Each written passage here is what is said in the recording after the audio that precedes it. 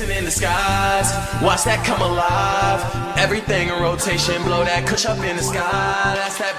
on rentre tout juste de sortie là, je viens juste de laver la moto. Je suis complètement dégueulasse, après ça va être à mon tour. Je voudrais juste remercier JL Création, donc l'entreprise qui fait mon kit déco. Ils m'ont repassé une bavette arrière avec le kit déco complet pour remplacer l'ancienne qui est complètement fissurée à cause du crash de la dernière fois. Du coup voilà, on va mettre la nouvelle bavette toute neuve. Let's go.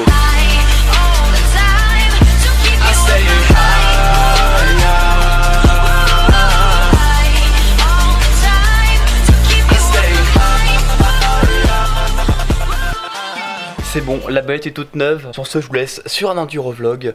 Là, il me reste plus qu'à la graisser avec un peu de WD-40, un peu de partout. Et c'est parti.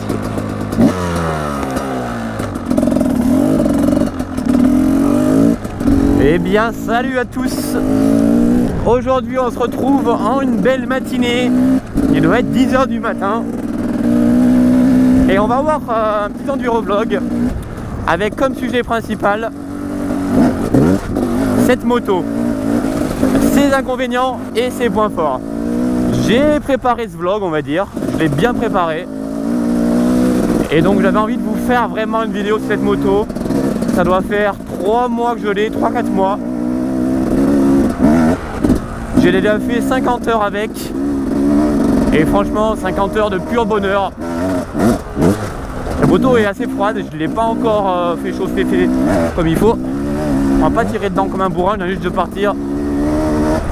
J'ai envie de commencer par les points faibles de cette moto. J'en ai compté 3 points faibles, 3 inconvénients de fabrication. Mais c'est pas grand chose, en soi c'est pas grand chose pour le grand nombre de de points positifs qu'elle compte. J'ai passé par les 2 premiers défauts de fabrication de la moto.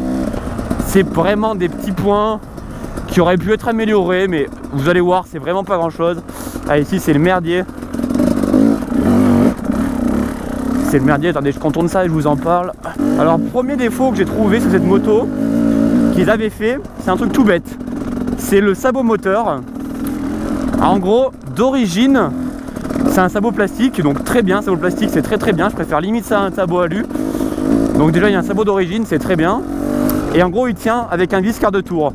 C'est-à-dire que si jamais vous faites, vous touchez une souche ou quelque chose du genre, le sabot se décroche. Donc moi ça m'est arrivé la dernière fois. Donc on n'a pas très intelligent d'avoir mis un vis quart de tour sur un sabot moteur. Du coup ce que j'ai fait, j'ai enlevé ce vis là pour pouvoir y mettre un vis avec un écrou. Donc maintenant il bouge plus, il n'y a plus de soucis. Juste là, petit défaut, pas grand chose. Une petite rectification et c'est modifié. Et enfin on va passer au dernier défaut de fabrication. Enfin c'est pas un défaut de fabrication en soi, c'est un chevreuil, je sais pas si vous avez vu. Encore un deuxième. Ah ah. Je sais pas où ils sont passés. Ouais, ça court vite, c'est bête. Bref, deuxième, c'est pas vraiment un défaut, c'est plus du confort. C'est plus du confort. Attendez, il y a un arbre.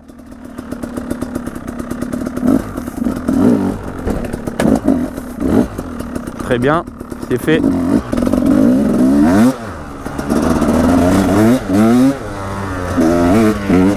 Le dernier défaut, c'est un peu du confort. C'est la largeur de la moto entre les jambes. Ce que vous voyez là. La dernière fois j'ai testé la 300 bêta d'un collègue. Et franchement entre les jambes c'est beaucoup plus fin, on dirait limite un 125. Là c'est un petit peu large entre les jambes, mais on s'y fait vraiment très vite. On s'y fait très vite. Après il y a un réservoir de 11 litres, mais ça je vais y venir. Je vais y venir.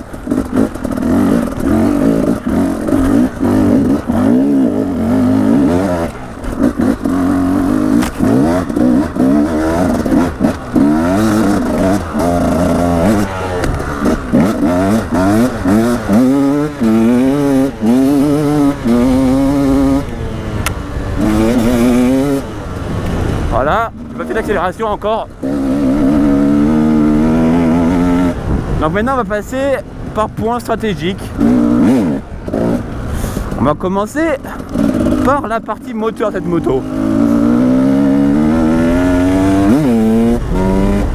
Donc ça marche très bien. C'est violent, il y a tout ce qu'il faut. Alors il y a un truc qui me plaît énormément sur les 300 de temps, c'est que la moto, vous pouvez la régler comme vous voulez. Comme vous voulez, c'est-à-dire quoi? Vous voulez une moto coupleuse, linéaire, vous mettez votre ressort de valve vert. Vous voulez une moto médium, vous mettez votre ressort jaune. Et vous voulez une moto comme moi, qui a un petit peu de couple, mais qui est très nerveuse. Enfin, moi j'ai une ligne Fresco, donc ça compte pas trop. En gros là j'ai vraiment une patate d'enfer avec du couple et du coffre de ouf. Donc voilà. Un gros point important de cette moto, c'est que le moteur, tu peux le régler comme tu veux. Après, Husqvarna, c'est du KTM, on va dire. Hein. Ça se rapproche vraiment. Je sais même pas si les moteurs, c'est pas les mêmes. Ça me choquerait pas du tout. Ça me choquerait absolument pas. Voilà un petit point que je tenais vraiment à dire, qui est vraiment agréable. Tu peux régler la moto comme tu veux, à ta façon de conduire, rien qu'à toi.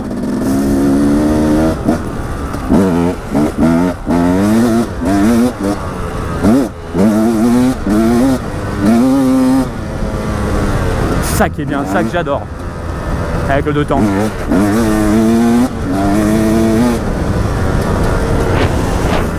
Et alors là les gars, je suis en courbe, je vais vous le dire aussi, j'ai 2 courbes d'allumage, une courbe coupe et une courbe qui vient rendre la moto nerveuse, qui rend la moto plus pointue ici. Et là je suis déjà sur le mode coupe quand j'ai fait accélération, je me mets tout le temps en mode coupe quand je fais de l'enduro.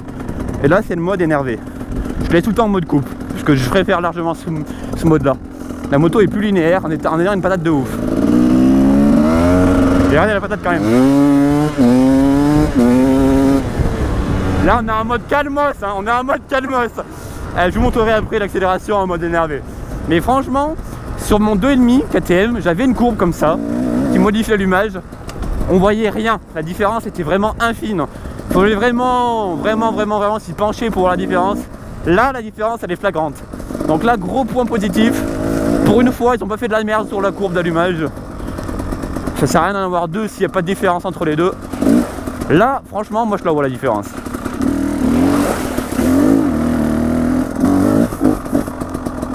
Je vous essuie la GoPro, si jamais, si vous avez un peu de bouche, je sais pas du tout. Donc voilà, partie moteur, rien à redire, très confortable, la boîte 6, pareil, les vitesses passent très bien, il n'y a rien à redire. Donc là, dans ce temps de vlog, je vais pas faire la course, je me balade, je suis pas là pour mettre fond de poignée devant tous les chemins. Regardez le couple que ça a, je sais pas combien je suis, mais ça a tout le temps de la reprise. Le 2,5 que j'avais, il avait tendance à s'engorger, il avait du couple, c'était un 2,5 qui avait beaucoup de coffres, et il avait tendance à s'engorger, des fois il calait. Elle, impossible de la faire caler, jamais je l'ai fait caler. Le couple est vraiment choquant. Très choquant ce couple. Attendez, là j'aime pas du tout, c'est gras. On va passer à gauche. Passer par ici. Voilà. Donc maintenant on va venir sur la partie cycle, qui est pour moi le point le plus kiffant de cette moto. La partie cycle Husqvarna. Franchement là Husqvarna, franchement je tiens vraiment à vous féliciter parce que c'est vraiment du taf qui a été fait là derrière. Et il y a plein de petits détails que je vais vous parler qui modifient vraiment le comportement de la moto. Faut savoir que mon ancienne KTM, tout le temps je guidonnais. Jamais je me sentais en confiance sur la moto. Toi quand tu guidonnes et tout, tu te dis ouais on va pas mettre plein gaz ici, ça guidonne, t'es mort. Là avec cette moto tu peux mettre plein gaz, tu te sens en confiance sur la moto. C'est impressionnant. On peut se faire une petite pointe en mode cross, là, regardez.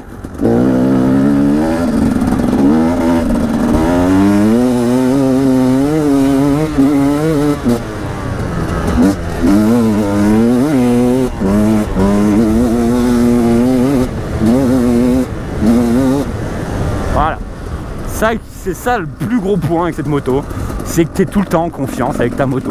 Tu fais qu'un avec ta moto. C'est con à dire, mais se sentir en confiance sur une enduro, mine de rien, c'est pas de la merde. J'ai dit que j'ai testé un 300 bêta. Le 300 bêta était beaucoup plus fin tes jambes, mais c'était un banc, c'était dur comme ça. Le confort qui est sur cette moto, c'est inimaginable. Franchement, ça casse pas le dos. Assis, la selle est super confortable, c'est une selle de Tavale. Elle a la biellette arrière. Suspension ici, c'est des 4CS, on est sur des 4CS. Très sincèrement, plus gros point positif de cette moto, c'est le confort que vous avez dessus. Ah ouais, non mais très sincèrement, c'est impressionnant. Faut le tester. La dernière fois, pareil, j'ai testé la 2.5 EXC de mon pote de 2013 ou 2012, je ne sais plus. 2012. Il n'y avait pas de confort dessus, c'était vraiment un banc. Là, vraiment le confort, faut tester pour le croire. Honnêtement, faut le tester pour le croire. Mais de toutes les enduros que j'ai testées, c'est de loin la plus confortable. Ah ouais! Ah ouais, lourd! Lourd. Il y avait un trou du futur, ma mène. Peut-être la 300 Sherco 420 collègues qui était très confortable aussi. Mais je pense que c'est là, il y a encore le level du dessus quand même. Alors voilà, la fourche 4CS, j'ai mis un guidonnage.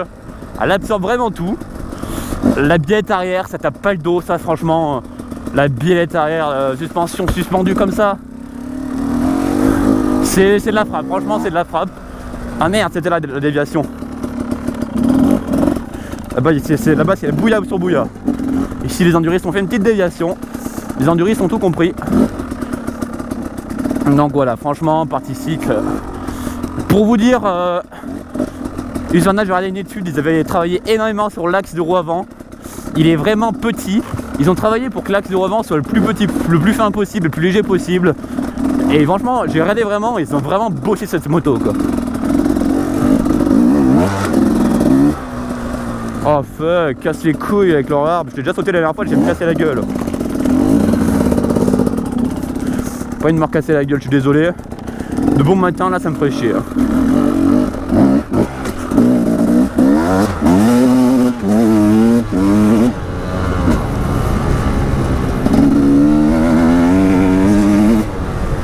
Et donc ceux qui me poseront la question, vois-tu la différence entre ton 204 TM, 250 TM et le 300? Alors on dirait pas, mais les 50 petits centimètres cubes qui en plus, c'est 100 fois... Enfin, au début j'étais pas trop fan. Au début j'étais pas fan, mais franchement une fois que tu es habitué, les 50 cm3 de plus, ils font vraiment la différence entre l'enduro. Tu ressens vraiment le coffre qui est en plus.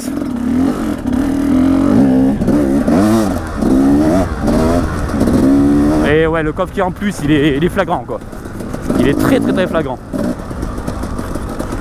Donc oui, grosse différence, grosse préférence pour le 300. Maintenant que j'ai goûté, je ne retournerai pas sur du 2,5 hein. Ça c'est sûr et certain. Ça c'est sûr et certain. Donc après on a le démarreur électrique. Pour le moment il marche nickel. Pour le moment il marche nickel. Il n'y a pas grand chose à dire sur le démarreur électrique. Ça aide énormément dans le hard. Quand t'es crevé, t'as vraiment pas envie de kicker. Là c'est un gros point positif. Mais essaie de pas poser les pieds, ça va être tendu. Non, easy en fait.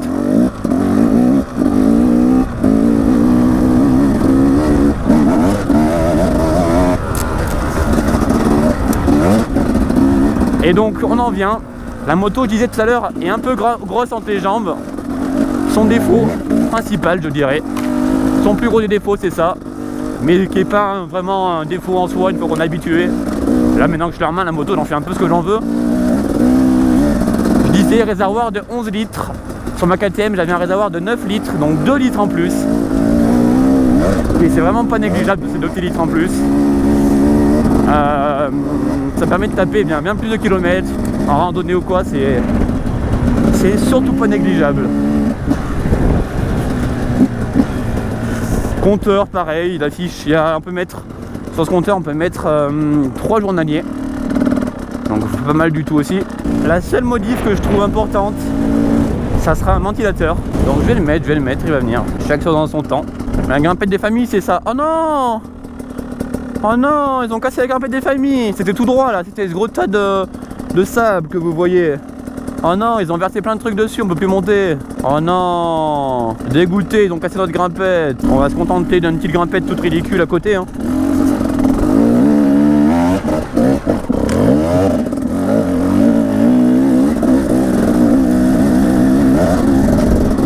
Franchement déçu. Elle avait été creusée bien gentiment, mais non.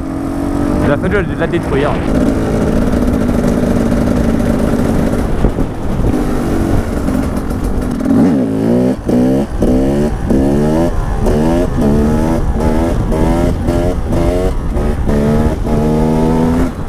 Pour conclure, j'aimerais vraiment faire une petite conclusion très simple.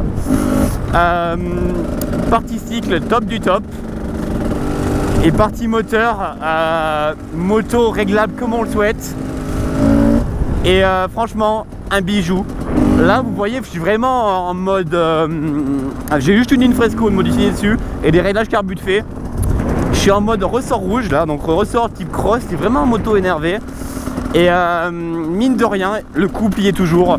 Donc j'ai regardé des forums et tout, et tous ceux qui disent que quand tu foules ton ressort rouge, tu perds ton couple, c'est faux, c'est archi faux.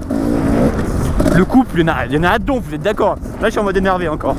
Je suis pas en mode couple, moi être en mode couple, voilà. Mais là, ce mode là, mais pour caler la moto, vraiment il en faut. La reprise, il y en a en permanence, c'est impressionnant. Le coffre, il y est vraiment.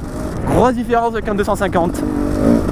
Donc franchement, je regrette pas mon achat. Là, mes réglages, en fait, ils me conviennent vraiment. Au début, je l'ai acheté, la moto, elle avait le ressort vert. Elle avait aucune patate. Mais vraiment, quand je dis aucune patate, c'est aucune patate. Là, on a la patate et du coffre. Et voilà, sur ce, je vous laisse, les gars. À plus. Merci à tous d'avoir regardé cette vidéo, ça fait très plaisir. Posez-moi en commentaire vos questions si vous en avez. Voilà, pas grand chose à dire. Pour conduire ça, pour ceux qui ne savent pas, faut un permis A2, petit permis A2 des familles avec une carte grise MTT1. Sur ce, je vous laisse. Bye bye. Merci à tous du visionnage. Je vous kiffe la famille. C'était la reprise des Enduro Vlogs. J'espère que ça vous aura plu. Ciao, ciao. Bye.